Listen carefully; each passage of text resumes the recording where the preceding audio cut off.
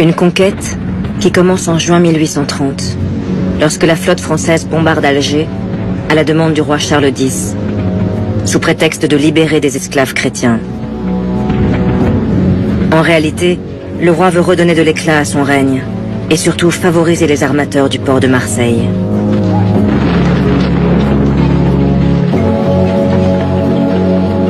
Grâce aux peintures d'Horace Vernet, qui a immortalisé cette conquête, nous mesurons la violence d'une campagne dirigée par le maréchal Bugeaud. Bugeaud, monarchiste exalté, a fait le choix d'une guerre sans merci. Ses troupes ont l'ordre de tout détruire sur leur passage. Pillage, viol, destruction. Le pays est bientôt à feu et à sang. Une politique de la terre brûlée pour tenter de venir à bout de la résistance féroce organisée par l'émir Abdelkader. Résistance féroce organisée par l'émir Abdelkader, qui a rassemblé plusieurs tribus algériennes. Face à l'acharnement du théologien musulman, Bugeaud manque bientôt de troupes et doit recruter sur place des supplétifs de l'armée française. On choisit alors dans les tribus hostiles à Abdelkader des cavaliers qui forment le premier régiment de spahis algérien.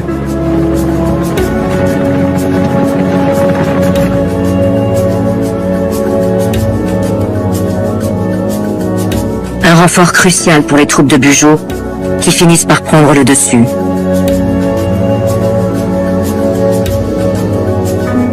Premier héros d'une nation algérienne qui n'existe pas encore, mais dont il a fait souffler l'esprit, Abdelkader est condamné à l'exil en 1847, comme le seront la plupart des chefs de guerre qui vont se dresser contre la France.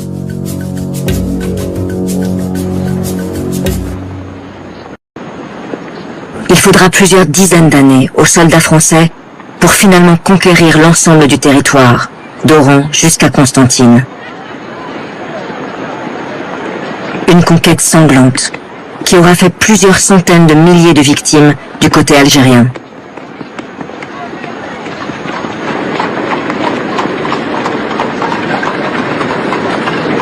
Et voilà la France qui fait de l'Algérie une colonie de peuplement, se déployant dans les principales villes du pays, comme ici, à Tlemcen.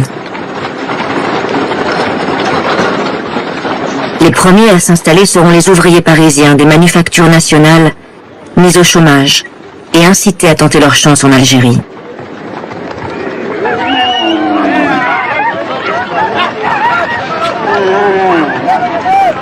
Puis ce seront les paysans des campagnes françaises, d'Espagne ou d'Italie, qui pour tenter d'offrir un avenir décent à leurs enfants, répondront à l'appel du gouvernement, comme le feront des milliers d'Alsaciens fuyant l'occupation allemande après 1870.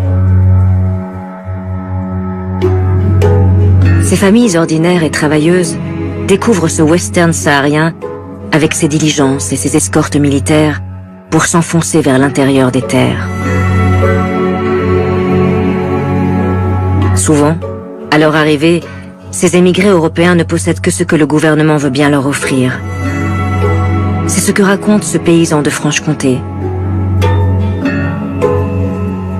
En arrivant, on nous a donné une maison, mais il n'y avait ni pain, ni eau.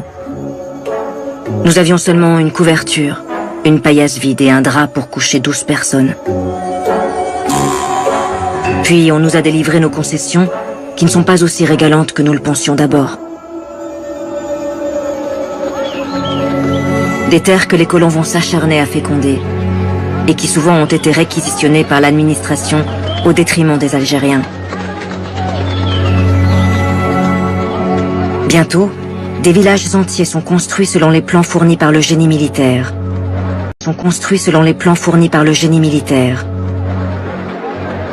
Un rectangle de 500 mètres de long, percé de 7 rues alignées et se coupant à angle droit, dont plusieurs emplacements sont réservés pour l'école, la mairie et l'église catholique.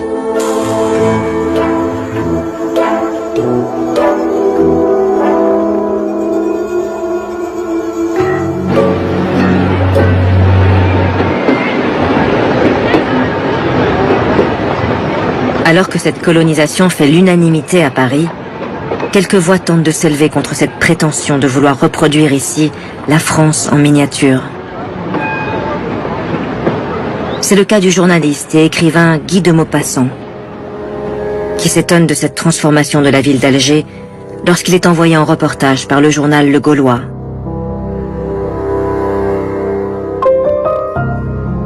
Dès les premiers pas,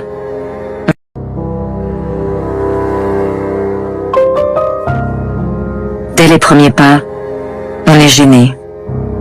C'est nous qui avons l'air de barbares au milieu de ces barbares, mais qui sont chez eux, et à qui les siècles ont appris des coutumes dont nous semblons n'avoir pas encore compris le sens. Nos maisons parisiennes, nos mœurs que l'on veut imposer, nos usages, tout cela choque sur ce sol, comme de grossières fautes d'art, de sagesse et de compréhension. Tout ce que nous faisons ici semble un défi à la terre elle-même.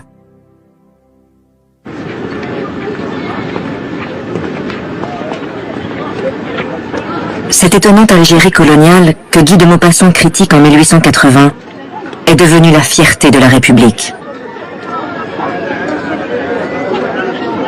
3 départements, d'Alger, d'Oran et de Constantine, qui sont venus renforcer l'ancien domaine colonial français, né au XVIIe siècle. Une conquête qui commence en juin 1830, lorsque la flotte française bombarde Alger à la demande du roi Charles X, sous prétexte